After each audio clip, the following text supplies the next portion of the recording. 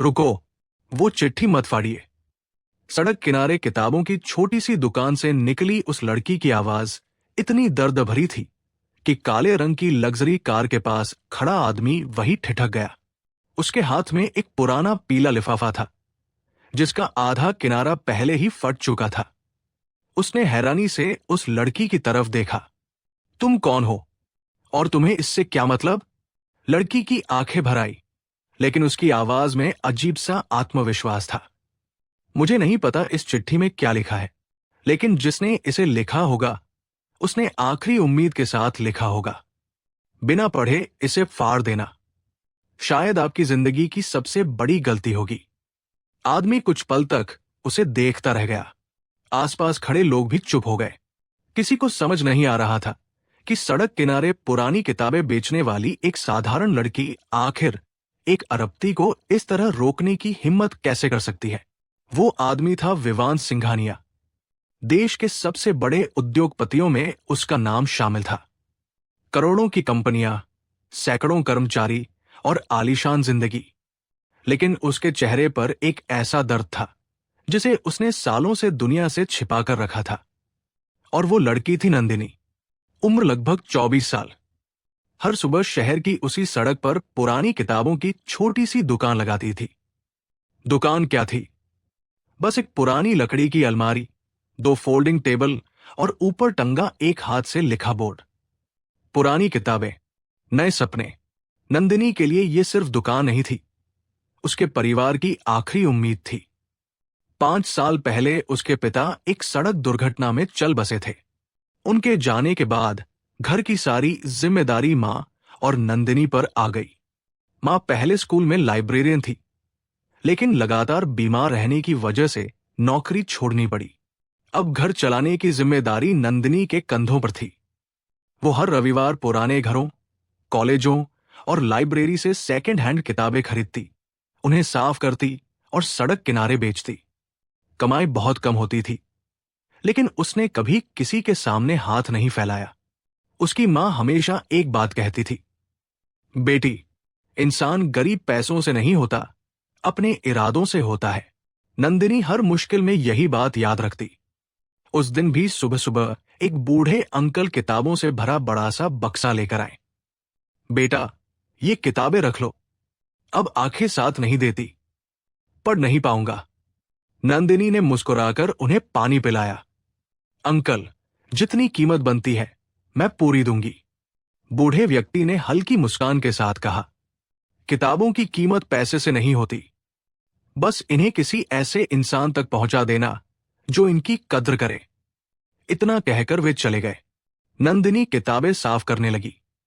तभी एक मोटी डायरी के बीच से एक पुराना पीला लिफाफा नीचे गिरा। उसने लिफाफा उठाया। उस पर धूल जमी हुई थी।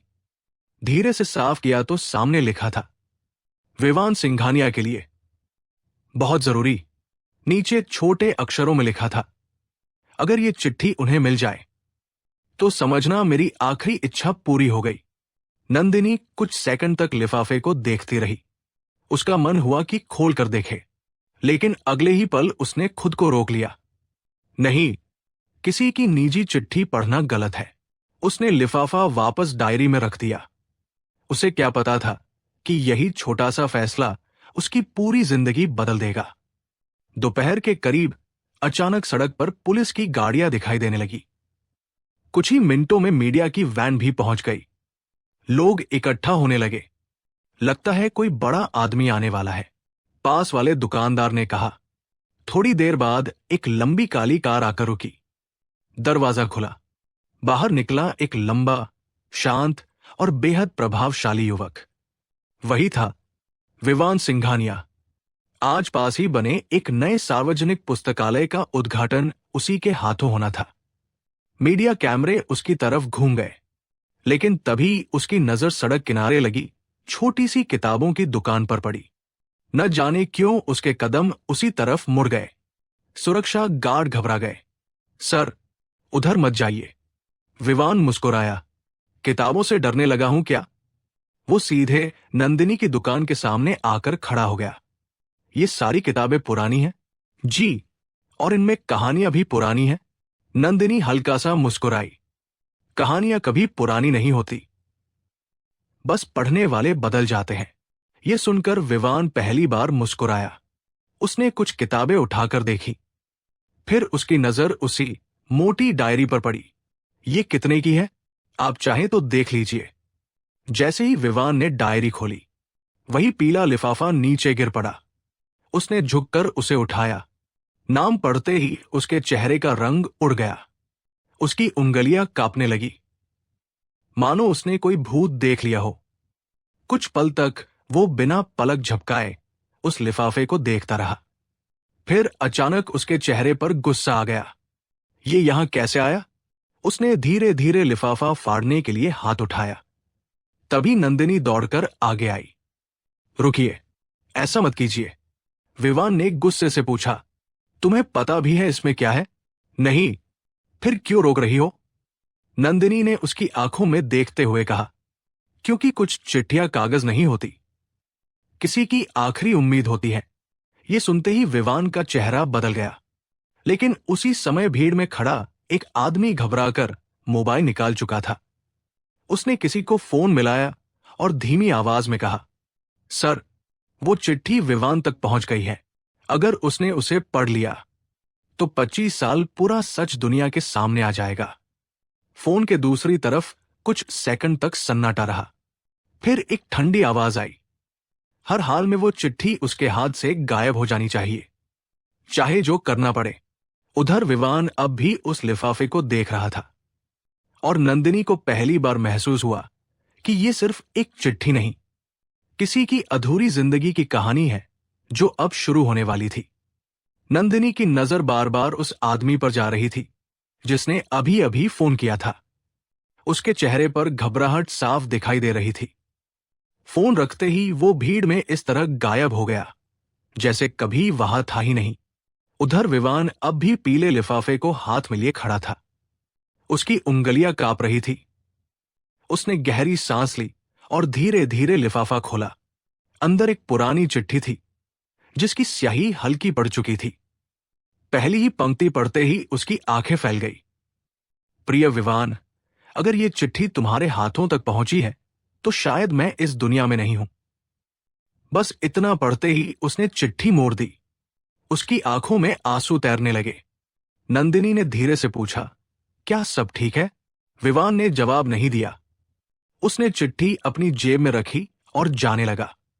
तभी नंदिनी बोली, अगर किसी परेशानी में है तो कभी कभी किसी अजनबी से बात करना भी अच्छा होता है। विवान कुछ कदम चलकर रुक गया। उसने पीछे मुड़कर पहली बार मुस्कुराने की कोशिश की।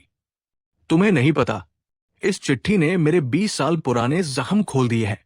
इतना कहकर वो कार में बैठ गया। काफिला वहां से निकल गया, लेकिन नंदिनी के मन में अनगिनत सवाल छोड़ गया। शाम को जब वो घर पहुंची तो उसकी मां ने देखा कि आज वो सामान्य नहीं थी। क्या हुआ बेटा? नंदिनी ने पूरी घटना बता दी। मां कुछ पल चुप रही, फिर बोली, बेटी, कभी कभी भगवान हमें अनजाने में किसी की जिंदगी बदलने का मौका देता है। शायद आज वही दिन था। उधर दूसरी तरफ विवान अपने आलीशान बंगले के स्टडी रूम में अकेला बैठा था। उसने दरवाजा बंद किया और कांपते हाथों से चिट्ठी दोबारा खोली। उसमें लिखा था, विवान, अगर तुम ये पढ़ रहे हो तो समझना कि मैंने आखिरी दम तक तुम्हारा इंतजार किया। तुम्हें जो सच बताया गया था वो पूरा सच नहीं था। मैंने कभी तुम्हें धोखा नहीं दिया। मेरे पास सबूत है और वे उस पुरानी लाल डायरी में छिपे हैं। अगर देर हो जाए तो उस डायरी को जरूर ढूंढना। तुम्हें तुम्हारे सवालों का जवाब मिल जाएगा। नीचे सिर्फ एक नाम लिखा था, मीरा। ये नाम पढ़ते ही विवान की आंखों से आंसू बह निकले। 20 साल पहले मीरा उसकी सबसे करीबी दोस्त थी। एक दिन अचानक वो बिना कुछ बताए गायब हो गई थी। परिवार ने कहा था कि उसने पैसे के लिए किसी और से शादी कर ली। उस दिन के बाद विवान ने किसी पर भरोसा करना छोड़ दिया। लेकिन आज ये चिट्ठी बता रही थी कि कहानी कुछ और थी। वो पूरी रात सो नहीं पाया। सुबह होते ही उसने अपने सबसे भरोसेमंद सहायक करण को बुलाया। करण, मुझे उस सड़क किनारे किताबें बेचने वाली लड़की के बारे में सब पता करना है। करण ने पूछा, सर, कोई परेशानी है क्या? विवान ने गंभीर स्वर में कहा, नहीं, उसने शायद मेरी जिंदगी की सबसे बड़ी चीज बचाई है।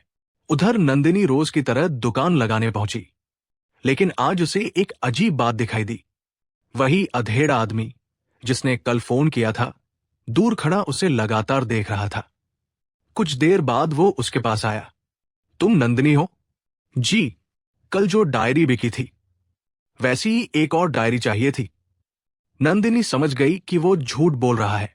उसने शांत होकर कहा, वो आखिरी थी। आदमी ने जेब से मोटी रकम निकालकर मेज पर रख दी। सोच लो, अगर कोई और कागज या चिट्ठी मिली हो तो मुझे दे देना। नंदिनी ने पैसे उसकी तरफ वापस बढ़ा दिए। मैं किताबें बेचती हूं। लोगों का भरोसा नहीं। आदमी का चेहरा सख्त हो गया। वो बिना कुछ बोले चला गया, लेकिन जाते जाते उसने एक ऐसी नजर डाली कि नंदिनी के मन में डर बैठ गया। उसी शाम विवान फिर से उसी दुकान पर पहुंचा। इस बार उसके साथ कोई मीडिया नहीं थी, न कोई सुरक्षा का शोर। वो अकेला आया था। नंदिनी, उसने पहली बार उसका नाम लिया। नंदिनी चौंक गई। आपको मेरा नाम कैसे पता? विवान हल्का सा मुस्कुराया। जिस इंसान ने मेरी जिंदगी का सबसे कीमती हिस्सा बचाया हो, उसका नाम जानना जरूरी था। उसने जेब से वही चिट्ठी निकाली। मैं तुम्हें धन्यवाद कहने आया था, लेकिन अब मुझे तुम्हारी मदद भी चाहिए। नंदिनी ने हैरानी से पूछा, मेरी? विवान बोला, इस चिट्ठी में एक लाल डायरी का जिक्र है। मुझे लगता है वो अभी भी कहीं मौजूद है, और मुझे यकीन है कि उसका सुराग उन पुरानी किताबों से ही मिलेगा। नंदिनी कुछ सोच ही रही थी कि तभी उसकी नजर सड़क के दूसरी ओर गई। वही अधेड़ आदमी फिर खड़ा था। इस बार उसके साथ दो और लोग थे। तीनों की नजर सिर्फ विवान और नंदिनी पर थी। नंदिनी के चेहरे का रंग उड़ गया। उसने धीमी आवाज में कहा, मुझे लगता है कोई नहीं चाहता कि आपको उस लाल डायरी तक पहुंचने दिया जाए। विवान ने बिना पीछे देखे धीरे से जवाब दिया, और अब मुझे पूरा यकीन हो गया है कि इस चिट्ठी में लिखा हर शब्द सच है। नंदिनी की बात सुनकर विवान ने पहली बार पीछे मुड़कर देखा। सड़क के दूसरी तरफ खड़े तीनों आदमी तुरंत दूसरी दिशा में देखने लगे, मानो वे किसी का इंतजार कर रहे हों। लेकिन उनकी बेचैनी साफ बता रही थी कि उनकी नजरें सिर्फ विवान पर थी। विवान ने धीरे से कहा, डरना मत। अगर सच इतना बड़ा है कि लोग उसे छिपाने के लिए पीछा कर रहे हैं, तो हमें उसे जरूर सामने लाना होगा। नंदिनी ने सिर हिलाया, लेकिन उसके दिल की धड़कन तेज हो चुकी थी। अगले दिन सुबह सुबह नंदिनी अपनी दुकान खोलने पहुंची तो उसका चेहरा उतर गया। लकड़ी की अलमारी खुली हुई थी। कई किताबें जमीन पर बिखरी पड़ी थी। किसी ने पूरी दुकान की तलाशी ली थी। घबराकर उसने हर किताब उठानी शुरू की। कुछ मिनट बाद उसे राहत मिली कि ज्यादातर किताबें वही थी, लेकिन जिस बूढ़े व्यक्ति ने किताबों का बक्सा बेचा था, उसकी लाई हुई 2 डायरी गायब थी। किसी को उन डायरियों के बारे में पता था। नंदिनी बुदबुदाई। उसी समय विवान वहां पहुंचा। उसने बिखरी दुकान देखी तो तुरंत समझ गया कि मामला अब और गंभीर हो चुका है। क्या चोरी हुआ है? पैसे नहीं, सिर्फ 2 पुरानी डायरी। विवान ने गहरी सांस ली। मतलब वे लोग भी उसी सच की तलाश में हैं। दोनों पास की चाय की दुकान पर बैठ गए। विवान कुछ देर तक चुप रहा, फिर बोला, आज मैं तुम्हें पूरी बात बताता हूं। उसने दूर आसमान की ओर देखते हुए कहना शुरू किया। 20 साल पहले मैं एक साधारण परिवार से था। मेरे पिता की छोटी सी किताबों की दुकान थी। वहीं मेरी मुलाकात मीरा से हुई थी। उसे किताबों से उतना ही प्यार था जितना मुझे। हम दोनों ने साथ मिलकर बहुत से सपने देखे थे। विवान की आवाज भर्रा गई। लेकिन एक दिन अचानक मुझे बताया गया कि मीरा ने मुझे छोड़ दिया है। कहा गया कि उसने पैसों के लिए किसी अमीर आदमी से शादी कर ली। उसी दिन मैंने शहर छोड़ दिया, पढ़ाई की, मेहनत की और बिजनेस खड़ा कर लिया। लेकिन दिल में हमेशा उसके लिए नफरत रही। उसने जेब से वही चिट्ठी निकाली। अब पहली बार पता चला है कि शायद मुझे झूठ बताया गया था। नंदिनी चुपचाप उसकी बात सुनती रही। तभी उसका फोन बजा। स्क्रीन पर एक अनजान नंबर था। उसने कॉल उठाई। दूसरी तरफ से धीमी लेकिन सख्त आवाज आई। अगर अपनी मां को सुरक्षित देखना चाहती हो तो विवान सिंघानिया से दूर रहो। कॉल तुरंत कट गई। नंदिनी के हाथ कांपने लगे। क्या हुआ? विवान ने पूछा। नंदिनी ने पूरी बात बता दी। विवान का चेहरा गंभीर हो गया। अब बात सिर्फ चिट्ठी की नहीं रही। कोई तुम्हें डराकर पीछे हटाना चाहता है। उसी शाम दोनों उस बूढ़े व्यक्ति को खोजने निकले जिसने किताबें बेची थी। कई लोगों से पूछताछ करने के बाद उन्हें पता चला कि वो शहर के पुराने हिस्से में अकेले रहते हैं। जब वे उनके घर पहुंचे तो दरवाजा खुला हुआ था। अंदर का सामान बिखरा पड़ा था। अलमारी टूटी हुई थी। ऐसा लग रहा था जैसे कोई कुछ खोजकर अभी अभी गया हो। तभी कमरे के कोने से हल्की करहाने की आवाज आई। दोनों दौड़कर पहुंचे। वही बूढ़े अंकल जमीन पर गिरे हुए थे। नंदिनी ने तुरंत उन्हें सहारा दिया और पानी पिलाया। उन्होंने मुश्किल से आंखें खोली। कांपते हुए हाथ से उन्होंने मेज के नीचे की तरफ इशारा किया। विवान ने झुककर देखा। वहां एक छोटी सी लकड़ी की पेटी छिपी हुई थी। उसने पेटी बाहर निकाली। अंदर एक पुरानी लाल रंग की डायरी रखी थी। विवान और नंदिनी ने एक दूसरे की ओर देखा। दोनों समझ चुके थे। वे उस सच के बेहद करीब पहुंच चुके हैं जिसके लिए कोई भी किसी भी हद तक जाने को तैयार है। लेकिन उन्हें यह बिल्कुल अंदाजा नहीं था कि जैसे ही ये डायरी खुलेगी सबसे बड़ा झटका अभी उनका इंतजार कर रहा होगा। लाल डायरी विवान के हाथों में थी। कमरे में ऐसा सन्नाटा था कि सबकी सांसें तक सुनाई दे रही थी।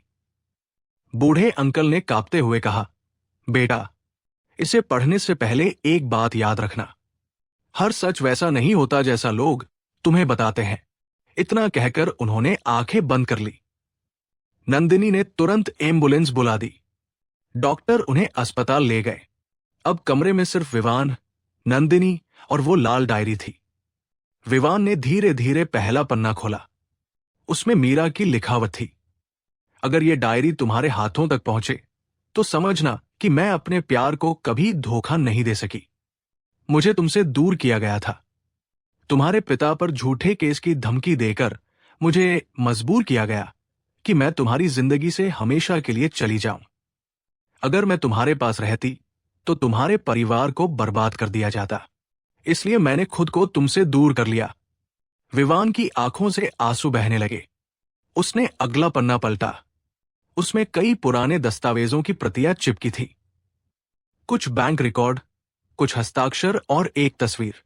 तस्वीर में विवान के पिता, मीरा और एक तीसरा आदमी था। नंदिनी ने तस्वीर ध्यान से देखी। ये तीसरा आदमी कौन है? विवान का चेहरा सख्त हो गया। विक्रम सहगल, मेरे पिता का बिजनेस पार्टनर। पिता की मौत के बाद उसी ने पूरी कंपनी अपने नाम कर ली थी। डायरी के आखिरी पन्ने पर लिखा था, सच्चाई का सबसे बड़ा सबूत बूढ़े रघुवीर जी के पास है। वही सब जानते हैं। अगर कभी सच सामने आए तो किसी से बदला मत लेना। बस सच को दुनिया के सामने रख देना। इतने में विवान का फोन बजा। करण घबराई हुई आवाज में बोला, सर, विक्रम सहगल ने प्रेस कॉन्फ्रेंस बुला ली है। वो कह रहा है कि आप उसके खिलाफ झूठी कहानी बना रहे हैं। विवान शांत स्वर में बोला, ठीक है, इस बार प्रेस कॉन्फ्रेंस वही नहीं, मैं भी करूंगा। अगले दिन शहर के सबसे बड़े सभागार में मीडिया जमा थी। कैमरे लगातार चल रहे थे। विक्रम सहगल पूरे आत्मविश्वास के साथ मंच पर बैठा था। विवान सिंघानिया मेरे सम्मान को बदनाम करना चाहता है। उसके पास कोई सबूत नहीं है। तभी हॉल का दरवाजा खुला। विवान अंदर आया। उसके साथ नंदिनी भी थी। विवान ने बिना गुस्से के कहा, आज मैं कोई आरोप नहीं लगाऊंगा, सिर्फ कुछ कागज दिखाऊंगा। उसने लाल डायरी सबके सामने रख दी। एक एक करके दस्तावेज स्क्रीन पर दिखाए जाने लगे। पुराने बैंक रिकॉर्ड, झूठे समझौते, जाली हस्ताक्षर और फिर मीरा की पूरी लिखी हुई गवाही। पूरा हॉल शांत हो गया। विक्रम के चेहरे का रंग उड़ चुका था। तभी पीछे से एक आवाज आई, जो कुछ डायरी में लिखा है वो सच है। सबने पीछे मुड़कर देखा। वही बूढ़े रघुवीर जी व्हीलचेयर पर बैठे थे। डॉक्टरों की अनुमति से वे वहां पहुंचे थे। उन्होंने कांपती आवाज में कहा, मैं 20 साल तक डरता रहा, लेकिन अब और नहीं। मीरा निर्दोष थी। उसने किसी लालच में विवान का साथ नहीं छोड़ा था। उसे मजबूर किया गया था। पूरा सभागार तालियों से नहीं, बल्कि सन्नाटे से भर गया। विक्रम सहगल के पास अब कोई जवाब नहीं था। कानूनी अधिकारियों ने वही उसे हिरासत में ले लिया। विवान की आंखों में आंसू थे। काश मुझे ये सच पहले पता चल जाता। रघुवीर जी मुस्कुराए। बेटा, देर से मिला सच भी झूठ से बेहतर होता है। कुछ दिनों बाद विवान ने एक बड़ा फैसला लिया। उसने अपने पिता के नाम पर एक सार्वजनिक पुस्तकालय और जरूरतमंद विद्यार्थियों के लिए छात्रवृत्ति शुरू की। उसने नंदिनी को बुलाया। तुम्हारी वजह से मुझे मेरा अतीत वापस मिला। मैं चाहता हूं कि इस पुस्तकालय की पूरी जिम्मेदारी तुम संभालो। नंदिनी चौंक गई। लेकिन मैं, विवान मुस्कुराया, तुमने कभी किताबों को सिर्फ बेचने की चीज नहीं समझा। तुमने हमेशा उन्हें लोगों की यादों की तरह संभाला। इससे बेहतर व्यक्ति मुझे नहीं मिल सकता। नंदिनी की आंखें भर आई। उसने कहा, मुझे नौकरी नहीं, एक मौका चाहिए था। आपने वो दे दिया। कुछ महीनों बाद वही सड़क, जहां कभी नंदिनी छोटी सी दुकान लगाती थी, अब एक सुंदर पुस्तकालय के लिए पहचानी जाने लगी। बाहर एक छोटा सा बोर्ड लगा था। हर किताब के पीछे एक कहानी होती है और हर इंसान के पीछे एक सच। विवान अक्सर वहां आता, बच्चों से बातें करता और नई किताबें दान करता। एक दिन उसने नंदिनी से कहा, अगर उस दिन तुम मुझे चिट्ठी फाड़ने से न रोकती तो मैं जिंदगी की सबसे बड़ी सच्चाई खो देता। नंदिनी मुस्कुराई। कभी कभी इंसान की किस्मत बदलने के लिए सिर्फ एक सही फैसला ही काफी होता है।